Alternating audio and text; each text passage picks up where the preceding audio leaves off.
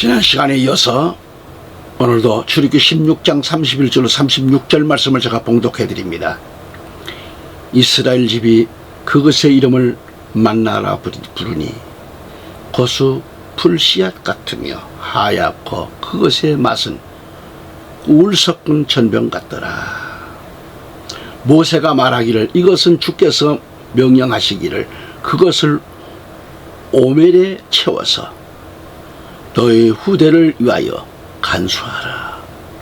이는 내가 이집트 땅에서 너희를 데리고 나올 때 광야에서 너희를 양육하였던 빵을 그들로 보게 하려 함이니라 하시는 것이라 하고, 모세가 아론에게 말하기를 항아리를 가져다가 그 속에 만나 한 오멜을 가득 채워서 주 앞에 두고 너희 후대를 위해 간수하게 하라 하니, 주께서 모세에게 명령하신 대로 아론이 그것을 증거판 앞에 두어 간수케 하니라. 이스라엘 자손이 사람이 거하는 땅에 이를 때까지 40년 동안 만나를 먹었으니 그들이 가나안 땅에 경계에 올 때까지 만나를 먹었더라. 한 오멜은 10분의 1 에바더라. 아멘. 오늘도 지난 시간에 이어서 항아리 속에 간수한 만나 두 번째 시간을 갖습니다. 시청자 여러분, 오늘도 만남이 돼서 정말 감사합니다. 하나님의 은혜와 복주심이 가득하시기를 축복합니다. 그러면 지난 시간에 이어서 세 번째 시간을 갖습니다. 셋째로 말씀드려서 이슬이 제거된 후 내린 만나는 뭘까? 깔린 이슬이 없어지고는 보라, 광야의 지면에 작고 둥근 것이 놓였는데 마치 땅 위에 흰 서리같이 미세하더라. 출애굽기 16장 14절 말씀입니다. 내린 이슬이 없어지고 작고 둥근 만나가 내렸습니다. 여기서 말한 작고 둥근 만나, 이슬이 마른 후에 내린 이 만나는 가을에 내린 만나입니다. 가을은 환란 시대를 의미합니다. 환란 시대에 만나는 작고 둥글고 흰 서리같이 미세한 만나인 것을 알아야 합니다. 미세한 만나. 이슬은 이렇게 여름에 많이 내리지만 서리는 언제 내리죠? 가을에 내리는 거예요. 특히 늦가을에 내립니다. 늦가을에. 여기서 마른 후에 내린 만나는 무엇을 의미하는가? 마른 후에 내린 만나 뭘까요?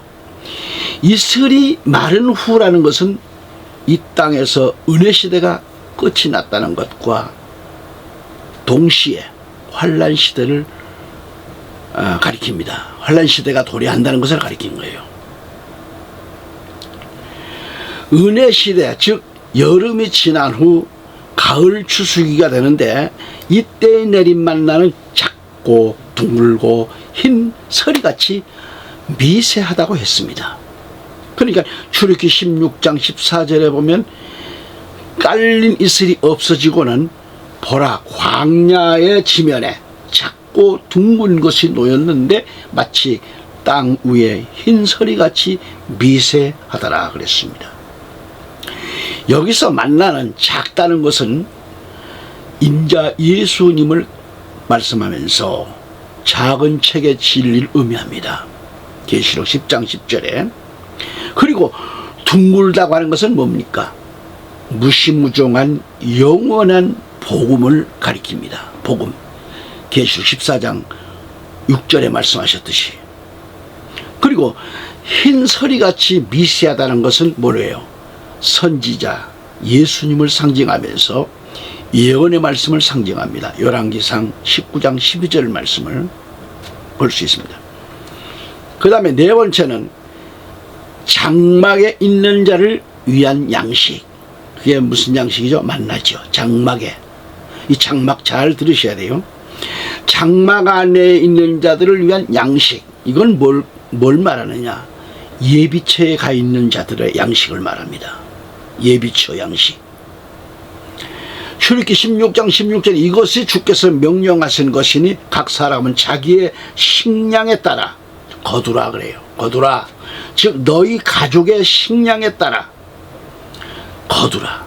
즉 너희 가족의 수에 따라 각 사람이 한 오멜씩 거두되 너희 각 사람은 장막 안에 있는 자들을 위하여도 거두라. 그렇게 말씀을 하셨습니다. 자, 장막 안에 있는 양식을 취하려고 했습니다. 취하라. 예수님은 영원한 우리의 처소입니다. 하늘에 있는 장막입니다. 시편 90편 1절에. 그리고 예수님은 우리가 있을 하늘 처소를 예비하러 가셨습니다. 그 처소가 마련되면 다시 오시는데 그때 우리를 그곳으로 영접하리라고 말씀하셨습니다. 요한복음 14장 2절 3절에. 그리고 이스라엘의 광야 생활은 일시적으로 장막에 우거하는 생활이었습니다. 가나안에 안착하기까지 구름기둥, 불기둥을 따라서 쉴 새 없이 이동해야 했습니다. 우리는 이 세상 나그네 길, 천국 가는 순례자들입니다. 7년 대환란이 오면 하나님이 예비하신 광야, 예비처로 도망가서 그곳에 숨어야 합니다. 계시록 12장 6절의 말씀대로 말이죠. 그때는 온 세상이 사람의 수, 짐승의 수, 바로 666이죠. 이 짐승의 표 없이는 아무도 어떤 것도 양식도 구할 수 없고 짐승 우상에 경배하지 않는 자는 몇이든지 죽임을 당하는 때라고 계시록 13장 15절로 18절까지 내용을 말하고 있습니다. 이슬이 마른 후 광야 지면에 작고 둥글며 서리같이 미세한 만나는 장막에 있는 그 자들을 위해서 취한 것과 같이 은혜 시대가 끝난 후에는, 오늘 우리가 살고 있는 이 시대가 끝난 후에는 두 증인이 증거하는 진리의 작은 책인 영원한 복음, 예언의 말씀을 들어야 사는 거죠. 그러니까 이 말씀은 예비처 성도를 위하여 하나님 아버지께서 우리 미리 간직해 두신 양식이다, 그런 얘기죠. 이스라엘의 광야길을 인도했던 구름기둥, 불기둥을 마지막 때에 나타날 두 증인의 모형이라고 보는 것입니다. 다섯째로, 해가 뜨거워지면 녹은만 나 있습니다. 뜨거워지면 녹아버려요. 해가 뜨거워지면 만나는 녹았습니다. 이건 뭘 가리키느냐? 심판시대를 가리킵니다. 출애굽기 16장 21절에 보면 그들이 매일 아침 그것을 거두되 각 사람이 자기의 식량을 거두고 해가 뜨거워지면 그것이 녹더라 그랬습니다. 녹더라. 자, 여기서 우리가 생각합시다. 이스라엘 자손들이 거둔 것이 많기도 하고 적기도 했습니다. 그런데 오멜로 되어 봤습니다. 오멜로 되어 보니까 많이 거둔 자도 남음이 없고 적게 거둔 자도 부족함이 없이 각기 식량대로 거둔 거예요. 그들이 오멜로 되어 보니까 많이 거둔 자도 남은 것이 없고 적게 거둔 자도 부족함이 없이 그들 각 사람이 자기의 식량에 따라 거두니라고 출애굽기 16장 18절은 말씀하고 있어요. 그러면 이 말씀이 뭘까요? 이 말씀이 주는 의미가 뭘까요? 예수님이 재림하셔서 인류를 심판할 때는 가진 자나 못 가진 자나 다 같이 똑같이 된다는 것. 이 말씀은 하나님의 심판은 너무도 공정하다는 뜻입니다. 각 사람의 행위대로 된 것이나 심판 결과의 공정성은 누구에게나 동일하다는 거죠. 이사야 24장 1절로 3절까지 보면 보라 주께서 땅을 공하게 하시고 황폐케 하시며 뒤집어 엎으시고 그 거민들을 멀리 흩으시니 백성이 제사장과 마찬가지일 것이요 여종이 여주인과 마찬가지일 것이요 빌려주는 자가 빌리는 자와 마찬가지일 것이며 이자를 받는 자가 이자를 그에게 주는 자와 마찬가지일 것이라. 그 땅이 완전히 공하게 되며 완전히 약탈당하리니 이는 주께서 이 말씀을 하셨습니다. 아멘.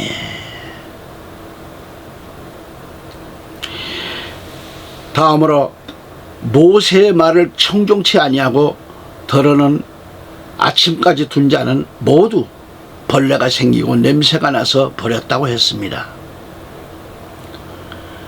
탐심은 우상 숭배라고 골로새 3장 5절은 가르치죠. 이 교훈을 발람의 교훈에서도 볼 수가 있습니다. 우리가 분명히 명심하고 기억할 것은 하늘의 영생의 빵을 먹는 사람은 탐심을 버려야 합니다. 만나는 벌레가 나서 못 먹듯이 영혼을 해치는 모든 벌레는 탐욕에서 생겨나고 탐욕은 곧 불순종에서 온다는 것을 알아야 됩니다. 요나서 4장 7절이죠. 그러니까 우리 예수님의 명령이 곧 영생입니다. 영생. 요한복음 12장 50절에 하늘에 감추인 만나는 바로 진리를 순종하는 자에게 내리는 영생의 양식이라는 그런 말씀을 이걸 알아야 돼요. 다음으로 해가 뜨거워지면 만나는 녹도라고 했습니다. 아까 말씀드렸죠. 16장 21절에 줄기. 그러니까 예수님은 의로운 태양이십니다. 7호의 광선을 발하신다고 했습니다. 말라기 4장 2절에 그 빛 안에는 모두 이슬같이 녹을 것입니다. 그날에는 달빛이 햇빛 같고 햇빛은 7배나 되어 7날의 빛과 같이 될 것이라고 요나서 4장 8절을 말합니다. 그리고 이 동풍은 하나님의 심판의 바람인 것을 알아야 합니다. 여러분, 지금 40도 50도 어떤 나라는 70도 올라가는데 얼마나 많이 죽어가 나가는지 아십니까? 지금 현재 이 더위로. 그런데 앞으로 75도가 아니 65도라죠. 65도가 올라간답니다. 65도까지 가면 전 세계 인구가 살아남지 못할 정도로 고통이 오는 거예요. 95%가 죽는다는 겁니다. 우리 기독인들은 정신을 차리고 전도해야 되고 그런 일이 저들에게 안 당하도록 기도해야 됩니다. 여섯째로 제7일 안식일에는 내리지 않는 만나. 내리질 않았어요. 이것은 1000년 안식시대를 가리킵니다. 출애굽기 16장 26절에 31절 가보면 6일 동안은 너희가 그것을 거둘 것이나 7일째는 안식일이니 그 날에는 아무것도 없으리라 하더라. 백성 중 몇 사람이 7일째에 거두러 나갔으나 아무것도 얻지 못하더라. 주께서 모세에게 말씀하시기를 너희가 언제까지 나의 계명들과 나의 법도를 지키기를 거부하겠느냐. 보라, 주가 너희에게 안식을 주었나라고. 그러므로 주가 여섯째 날에 이틀의 빵을 너희에게 주나니 이틀치를 줘요. 주나니 너희 가기는 자기 처소에 있고 일곱째 날에는 자기 처소에서 아무도 나가지 말지니라 하시니라. 아무것도 거두러 나가지면 안 돼요. 나가서는 안 돼요. 아무도. 그러므로 백성이 7일째에 쉬니라 그랬습니다. 아멘. 지금 말씀을 통해서 나타난 대로 제 7일째는 안식일이며 이날에는 만나가 내리질 않았습니다. 그리고 만나를 거둘 수가 없습니다. 그 대신 제 6일에는 갑절로 내렸습니다. 하나님께서는 이것으로 그 백성의 순종 여부를 시험하셨던 거죠. 여기서 우리는 무엇을 생각할 수 있는가? 6째 날에 이틀의 빵을 거두는 것은 6,000년이 다 되어지는 이때를 생각지 않을 수가 없어요. 천년 안식 시대가 되기 전 이때는 은혜가 갑절이나 넘치는 시대임을 볼 수가 있습니다. 이때의 주 하나님은 우리의 순종 여부를 보고 시험하실 것입니다. 오늘 본문 31절을 보면 이스라엘 집이 그것의 이름을 만나라 부르니 고수풀 씨앗 같으며 하얗고 그것의 맛이 꿀 섞은 전병 같다라고 했습니다. 여기서 가시, 고수풀 씨앗 같다는 것은 인자 예수님을 상징하고 하얗다는 것은 예수님의 성결을 가리킵니다. 성결.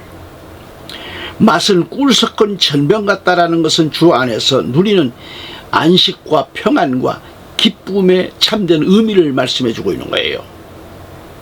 주 안에서만 인생에 참된 평안과 기쁨이 있다는 말씀입니다.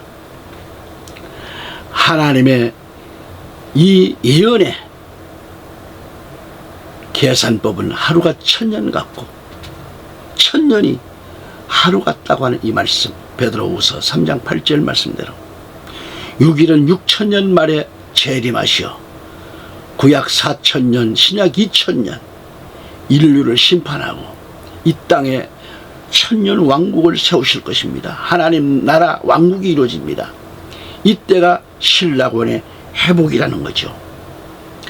즉 잃었던 낙원을 이제는 다시 회복되는 그런 복낙원이 된다 이 말이죠. 인류에게 참 평화와 영원한 안식 시대가 도래하고 있습니다. 마르나타 할렐루야.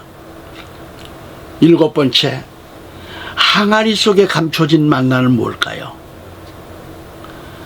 출애굽기 16장 33절에 모세가 아론에게 말하기를 항아리를 가져다가 그 속에 만나 한 오멜을 가득 채워서 주 앞에 두고 그래. 주 앞에 두고 너희 후대를 위해 간수하게 하라. 아멘.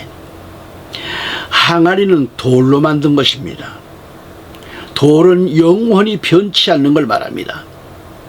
그 속에 만나 한 오멜을 담아 대제사장만이 1년에 한 번밖에 들어가지 못하는 지성소 법궤 안에 간직하여 영원히 기념할 바로 예수 그리스도를 뜻합니다. 이것은. 그런데 BC 586년에 느부갓네살 왕에 의해서 하나님의 성전이 파괴당할 때 법궤는 하늘로 옮겨져 있을 것으로 생각하는 거죠. 그런데 이 감춰진 만나는 바로 이 퍼가모 교회 시대에 이기는 자에게 주시겠다고 공개된 약속은 참으로 놀라운 사실이 아닐 수 없습니다. 우리가 구약시대에 돌 항아리 속에 감춰진 만나는 유대 땅 베들레헴 뭐죠? 우리말로는 떡집이고 원문적으로는 빵집입니다.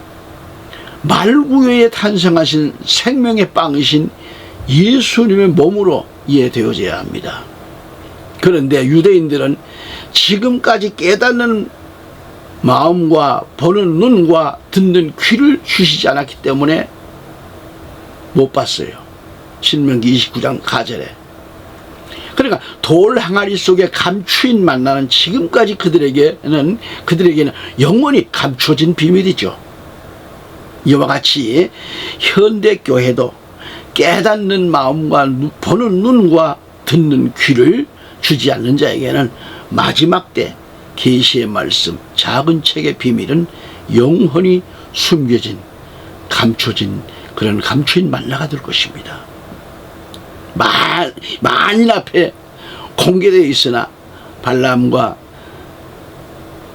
니콜라 교훈을 회개치 않는 자에게는 영원히 숨겨진 비밀입니다.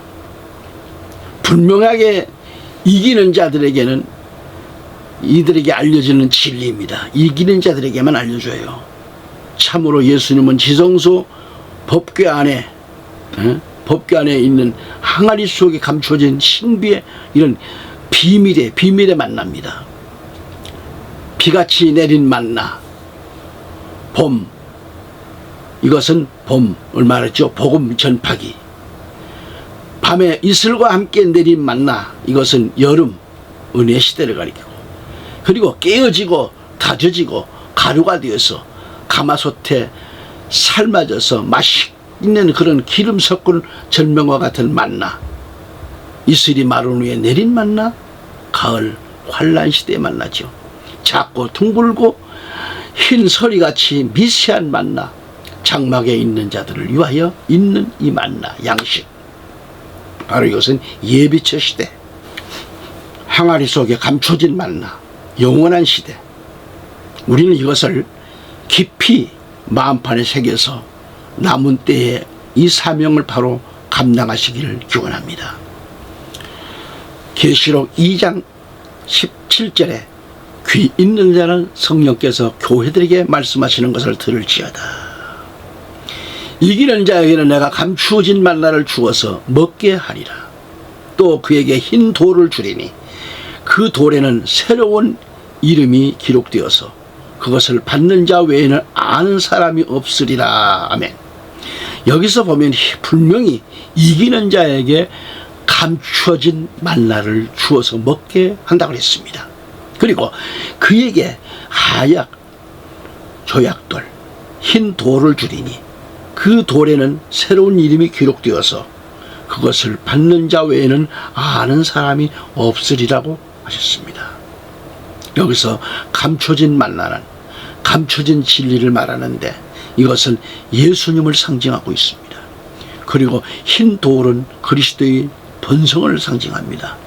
또한 새로운 이름은 그리스도의 새 이름, 받는 자의 새 이름 등 두 견해가 있습니다. 성경에서 흰 돌은 영원히 변치 않음을 의미합니다. 그 속에 만나 한 오멜을 담았는데 대제사장만이 1년에 한 번밖에 들어가지 못하는 지성소 법궤 안에 간직하고 영원히 기념하게 하셨습니다. 이 만나는 우리가 영원히 기념할 예수 그리스도를 뜻합니다. 그런데 문제는 BC 586년에 느부갓네살 왕에 의해서 하나님의 성전이 파괴당한 그럴 때 지성소 안에 안치했던 이 법궤의 행방은 지금까지 아무도 몰라요. 이것이 감추어진 비밀입니다. 하지만 놀라운 것은요, 이 감추어진 만나를 버가모 교회, 즉 페르가모스 교회 시대에 이기는 자에게, 페르가모스 교회는 퍼가모 교회를 가리킵니다. 원문상으로 그렇습니다. 이기는 자에게 주시겠다는 겁니다. 이는 공개된 약속입니다. 참으로 놀라운 일이 아닐 수 없잖아요. 우리는 구약시대의 돌 항아리 속에 감추인 만나를 유대 땅 베들레헴, 이 빵집이라는 뜻이죠. 말구유에 탄생하셨던 생명의 빵, 그리스도의 몸으로 이해해야 한다는 말씀입니다. 그런데 유대인들에게는 지금까지 깨닫는 마음과 보는 눈과 듣는 귀를 주시지 않았기 때문에 신명기 29장 4절 말씀대로 돌 항아리 속에 감추인 만나나 지금까지 그들에게 영원히 감춰진 비밀입니다. 오늘 현대교회도 이처럼 깨닫는 마음과 보는 눈과 듣는 귀를 허락하지 않는 자들에게는 마지막 때 계시의 말씀, 작은 책의 비밀은 영원히 숨겨진 감추인 만나가 될 것입니다. 만인 앞에 공개되어 있지만 발라함과 니콜라 교훈을 회개치 않는 자들에게는 영원히 숨겨진 비밀입니다. 이기는 자들에게만 알려지는 진리입니다. 진실로 우리 예수님은 지성소 법궤 안에 있는 돌 항아리 속에 감추어진 비밀의 만납니다. 그리고 계시록 전체에서 흰 돌, 흰 옷, 흰 양털, 흰 말, 흰 두루마기, 흰 구름, 백마, 흰 세마포, 흰 보좌 등이 기록되어 있습니다. 여기서 흰 것과 새 것은 하나님 왕국의 기본이고 흰 것은 하나님 왕국의 제복입니다. 흰 것은 절대로 순결을 뜻합니다. 절대로 순결, 절대적 순결. 또한 돌은 예수님을 상징합니다. 예수님은 모퉁이 돌, 이사야 28장 10절 16절 말씀대로, 또 머릿돌 시편 118편 22절 말씀대로, 그리고 보배로운 산돌이십니다. 베드로전서 2장 4절에. 그러니까 움직이는 반석, 고린도전서 10장 4절에 말씀하죠. 그리고 심판에 뜨인 돌이십니다. 심판에 뜨인 돌. 그래서 다니엘서 2장 3, 4절에 말씀하죠. 이처럼 예수님은 여러 가지 돌로 다양하게 표현되어 있는데 흰 돌은 예수 그리스도의 거룩한 본성을 뜻합니다. 아멘. 애청자 여러분,